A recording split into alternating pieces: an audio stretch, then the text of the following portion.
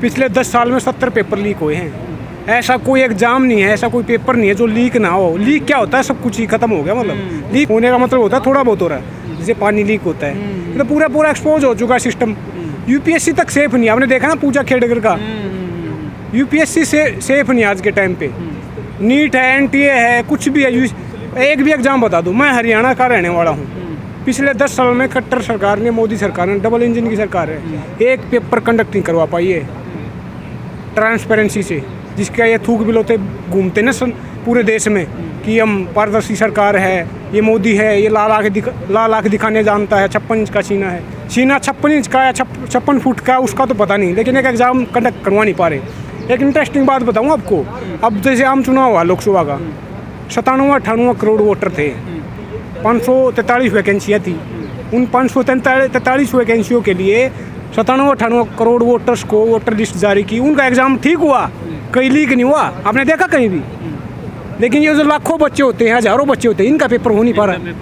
तो ये मैं ये कहना चाहिए, प्रायोरिटी देखो आप, क्योंकि इनके एजेंडे में, सरकारों के एजेंडे में, कोई भी सरकार है उनके एजेंडे में युवा नाम की चीज़ नहीं है, रोजगार नाम की चीज़ नहीं है। लेकिन ये लोग तो वो आकलन क्या है फिर आप बताओ ना, किस आधार पर आ रहे हैं आप? हिंदुत्व के आज भी देख लो आप, क्या हो रहा है मुजफ्फरनगर में, क्या हो रहा है? मुजफ्फरनगर नहीं, पूरे देश में ही नहीं, हाल फिलहाल की घटना बता रहा हूँ। तो है ही उनका एजेंडा कल्चरल, जो नेशनलिज्म है, जो हिंदुत्व की बात करते हैं, हिंदू राष्ट्र की बात करते हैं, तो दूसरे धर्मों का क्या होगा, दूसरी जातियों क्या होगा? आज तो आप उसको बांट रहे हो, पर कल कुछ किसी और को बांटा जाएगा। रविदास जी ने कहा था कि जाति जाति में जाति है, जो केतन के पात, रविदास मानुष सब एक न, जब तक जाति न जात। ये जाति और धर्म एक केले का पत्ता पेड़ होता है ना, ये एक प्याज होता है। प्याज में आप उसका छिलका उतारते हो, ढूंढ रहे हो कि प्याज मिलेगा, लेकिन आप उतारते जाते हो, अंत में कुछ नहीं बचता, क्योंकि वो पत्ते ही, वो छिलका ही प्याज है। ऐसा ही ये देश है, यूनिटी इन डाइवर्सिटी। ये डाइवर्सिटी, इतना बड़ा देश, इतने राज्य, इतने भाषाएं, इतनी एथनिसिटी, तो उन सबको मिलाकर के देश बना है। चुनाव में काफ़ी हिंदू मुस्लिम की, तो वही बोल रहा हूँ ना मैं। देखिए, काठ की हड्डी की, इनका कहावत है ना कि काठ की हड्डी बार बार नहीं चढ़ती। ये तो 400 पार का नारा दे रहे थे, अब 240 पे आ गए हैं। वो तो जनता, मतलब शायद, मतलब मैं सोचता हूँ कि मैसेज अच्छा नहीं गया।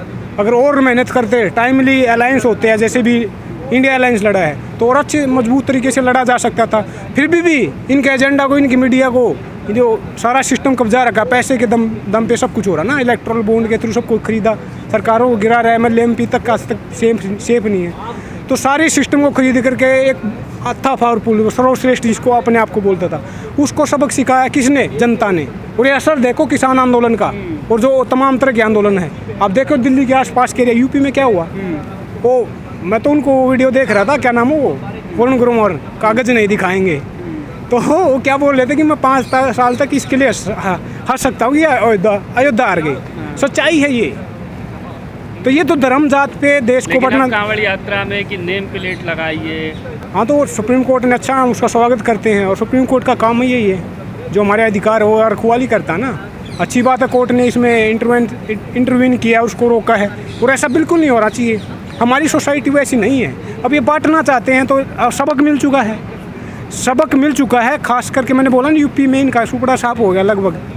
हरियाणा में देख लो, पंजाब में देख लो, उसके बाद भी ये क्या कर रहे हैं, क्योंकि इनके पास काम नहीं है दिखाने के लिए। ये एक ही चीज़ पर, एक ही मुद्दे पर वोट लेना चाहते हैं, वो है धर्म। लेकिन जनता धीरे धीरे जागरूक हो रही है, और आने वाले टाइम पर और भी अच्छा होगा, देश के लिए अच्छा होगा। कांवड़ियों की वीडियो वायरल हो रही है, कह रहे हैं कि भाई हमें कोई मतलब नहीं है, हिंदू की दुकान है। अब कावड़ लाने वाले में हमारे भाई बहन हैं, लेकिन शिक्षा पे जोर नहीं दिया जा रहा। मतलब अम्बेडकर जी को बोला जाता सिंबल ऑफ नॉलेज। उन्होंने कहा था कि अपने समाज को शिक्षित बनाओ, एजुकेट, ऑर्गेनाइज, एजिटेट। और इसी के साथ साथ नेल्सन मंडेला जी ने कहा था कि education is the most powerful weapon to change the world. शिक्षा से ही समाधान होते हैं, शिक्षा से ही सुधार होते हैं, बदलाव होते हैं, देश बनते हैं, बिगड़ते हैं। एजुकेशन से नॉलेज है, लेकिन एजुकेशन नाम की चीज़ नहीं बची। तो अपने बेटे बेटियों को तो विदेशों में पढ़ाते हैं, अच्छी अच्छी यूनिवर्सिटियों में पढ़ाते हैं, और हमारे जो बेटे बेटियाँ बेरोजगार है, कुछ काम नहीं है उनको, धर्म के पीछे ये बाले उठा के घूम रहे हैं, कावड़ लेने जा रहे। कौन जा रहा है? ये किसके पास टाइम? आज इतना टाइम है कि वो मतलब कावड़ लेने जाएगा, प्लस वायलेंस करेगा। तो मैं किसी में पर्सनल कमेंट नहीं कर रहा, पर्सनल राय है, और जिसको लाना लाए। लेकिन मैं ये कहना चाह रहा हूँ, जो धर्म के नाम पर ऐसा हो रहा हो, गलत है। अब तो आप दुकान के नाम पर लिख रहे हो, लेकिन वो फल है, वो फल पे किसका नाम लिखा है? क्या उस पर भी हिंदू मुसलमान है या कोई और धर्म है?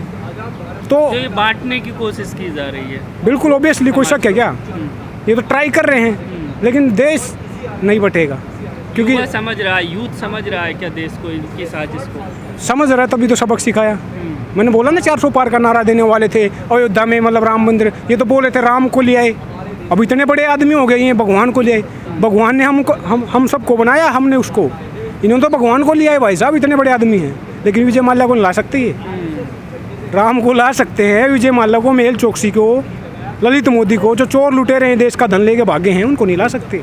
ये औकात है। का प्रोग्राम चल रहा है, तो आखिर ये हो क्या रहा है देश में? मैं वही तो कहना चाह रहा हूँ कि आज तो धर्म के नाम पे लड़ रहे हो, फिर जाति के नाम पे, ये तो देश खत्म ही हो जाएगा ना। फिर जाति के अंदर जातियाँ होती हैं।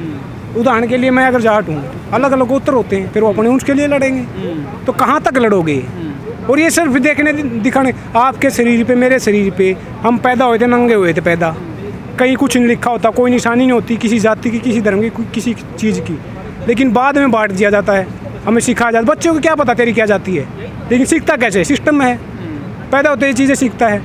तो उन चीज़ों की बजाय, ये वर्ण व्यवस्था की बजाय, जाति धर्म की बजाय, हमें एजुकेशन पे काम करना चाहिए, मुद्दों पे काम करना चाहिए। रोजी रोटी, कपड़ा, मकान, शिक्षा, स्वास्थ्य, बिजली, पानी, सड़कें, किया गया काम। रोजगार पे काम किया, स्कूलों पे काम किया। स्कूलों के क्या हालात है? हरियाणा से मैं आता हूँ, हरियाणा में पिछले 5 साल में 200 स्कूल बंद हो गए हैं। स्कूल बंद होने का मतलब क्या है कि ये अनपढ़ रहेंगे तुम्हारे, तभी तो ये तुम्हारे झंडे उठा के घूमेंगे, तुम्हारे नारे लगाएंगे। शिक्षा तो सवाल पैदा करती है, सवाल इनको पसंद नहीं है, क्योंकि पढ़ा लिखा होगा तो आंख में आंख डाल के पूछेगा कि मेरा रोजगार कहाँ गया, मेरा हक कहाँ गया। तो ये तो चाहते ही नहीं है ना। और सरकारी स्कूलों को बंद किया गया है। सरकारी स्कूलों में कौन जाता है? गरीब का बच्चा जाता है। 10-10 हज़ार रुपये तुम प्राइवेट स्कूलों में भर दोगे, तो शिक्षा को ख़त्म किया जा रहा है। और ये सो रहे हैं ना कि मेरा धर्म खतरे में, कुछ ही नहीं भाई साहब। आपकी रोटी खतरे में, आपका रोजगार खतरे में है, आपकी एजुकेशन खतरे में है। कोई सरकार आपको फ्री में 5 किलो अनाज देके, बिजली, पानी, जो भी कुछ देके, उससे आपका भला नहीं होगा। भला होगा आपके बेटे, आपके बेटियाँ आपका भविष्य सुधार सकती हैं, बदलाव ला सकती हैं। वो कैसे? एजुकेशन से। अच्छा रोजगार करेंगे, आगे बढ़ेंगे। अम्बेडकर जी के साथ क्या हुआ था आपको पता होगा? क्लास से बाहर बैठाया जाता था जातिवाद के नाम पर।